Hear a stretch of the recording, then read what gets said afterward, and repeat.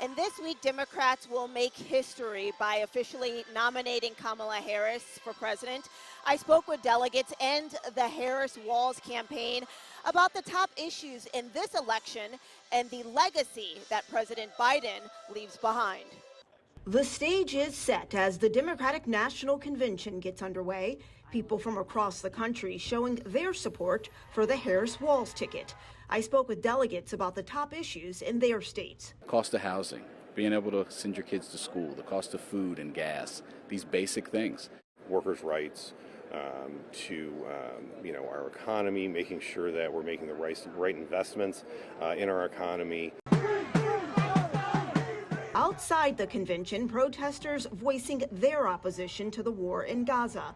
The Harris Walls campaign says they plan to address the issue. You have a candidate like Kamala Harris that is going to get to the bottom of these challenging issues, be frank with both sides about what is needed to get to a place of reducing civilian casualties and making this terrible and tragic war over. Much of the focus tonight will be on President Biden. Senator Sanders, what do you want to hear tonight? What do you want to hear tonight from the president? Good speech. The 81-year-old was expected to accept the Democratic Party's nomination, but after nearly a half-century in public office, he's passing the torch. His legacy is going to be that he saved democracy not once but twice. He saved it once by defeating Donald Trump in 2020, and he saved it once by actually stepping down and allowing Kamala Harris to be our first female president. Tonight, Democrats will honor Biden's legacy as the party looks toward the future of a Harris Walls ticket. The theme here tonight at the Democratic National Convention is for the people. Democrats say while former President Trump puts himself first, their party is working for the American people, adding that President Biden exemplifies that by putting the American people's interest above his own. In Chicago, Brie Jackson, NBC News. And a lot of people watching this, and maybe in a different way, Brie. What's happening tonight?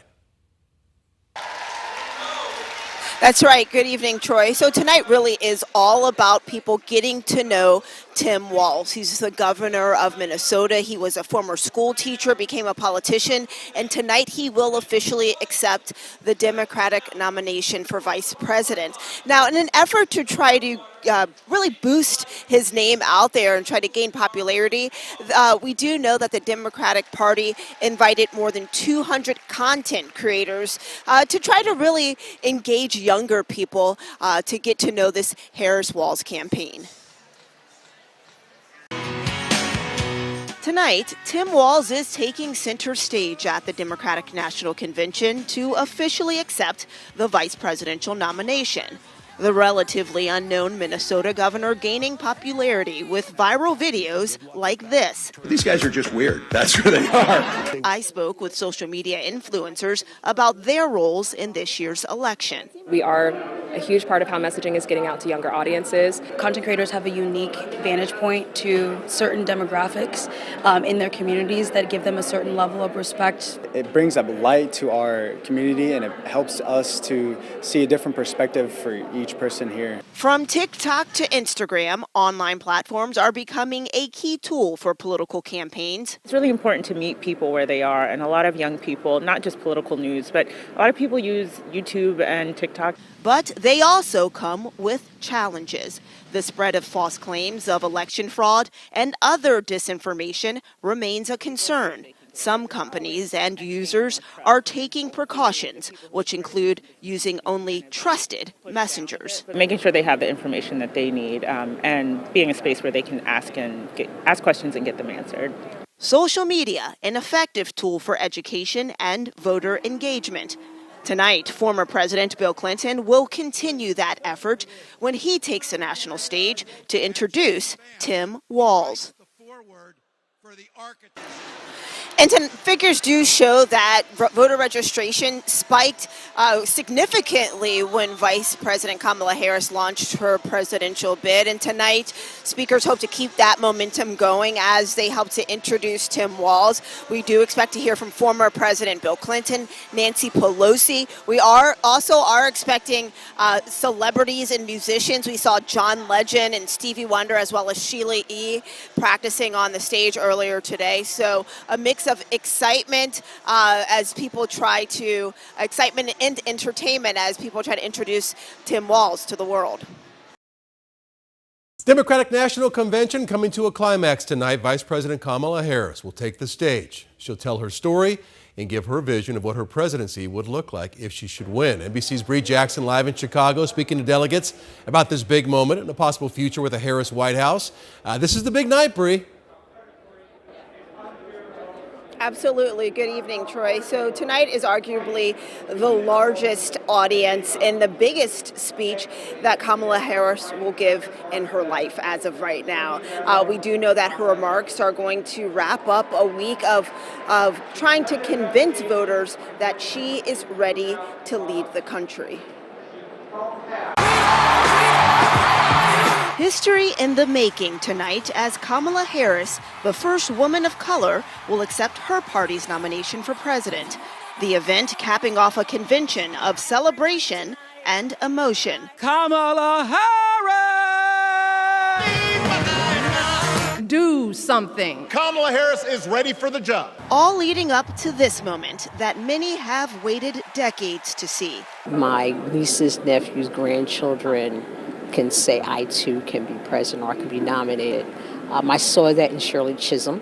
I am the candidate. During the 1972 presidential race, Shirley Chisholm became the first black candidate to seek a major party nomination and the first woman to run for the top spot on the Democratic ticket, paving the way for Harris. This is what we dreamed of. The excitement surrounding the campaign also comes with demands for progress. Pro-Palestinian protesters outside the convention this week continue their calls for a ceasefire in Gaza. We spoke to a leading voice in the uncommitted movement, representing a constituency largely absent from the convention over the administration's stance on the war. So our message to now Vice President Harris is a hope of her to chart a new course, to differentiate herself from President Biden. Tonight, Kamala Harris will outline her policy stances and make her case for voters to make history and take the momentum of the DNC to the campaign trail with the election just 75 days away.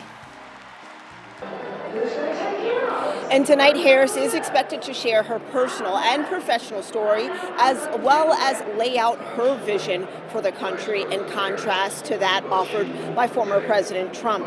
And something else that people are going to be looking for tonight is if Kamala Harris differentiates her policies from President Biden's. Tonight, an array of speakers will take the stage and make the case that former President Trump believes that our country's best days are behind us and that the Harris-Walz ticket believes that our best days lie ahead. As two people who paved the way for Vice President Harris took the stage tonight, we heard from former Secretary of State Hillary Clinton and President Biden. Tonight, President Biden, he made a forceful case for Kamala Harris and against former President Trump. Now, all of this happening on just night one of the Democratic National Convention here in Chicago. On night two, the theme is expected to be a bold vision for America's future, and some of the featured speakers include former President Barack Obama and former First Lady Michelle Obama. And the Harris-Walz campaign is looking to take the momentum from here at the Democratic National Convention back to the campaign trail. Well, they'll have just over 70 days to try to convince voters to support their ticket and reject the Trump-Vance ticket. And that's when they say the real work begins again. Brie, we have to ask you, at 6 o'clock, we ask you if you'd heard any word about Beyonce showing up. There was so much speculation, so much talk on social media. Yeah, some of it going on here. I mean, well, someone yeah. swore they had a Beyonce sighting there. We all thought she was going to show up. What happened? Were people disappointed they didn't see Beyonce or Taylor? Well, I think there was some excitement. I think people were holding out hope. TMZ had even reported that Beyonce was going to perform. Obviously, that's not true. So I think the bottom line is I think tonight is all about Kamala Harris. So people, they were hoping Beyonce would come out, but I think you know, some felt it may have taken away from what everyone is here for tonight, and that is to hear the message that Kamala Harris has to say, and they can hear Beyonce sing when they're driving back home. Yeah, and it probably would have played out just that way. You're right. You're right. Well, I'm going to guess we'll see her sometime in the future on the campaign trail, though. You can count on that.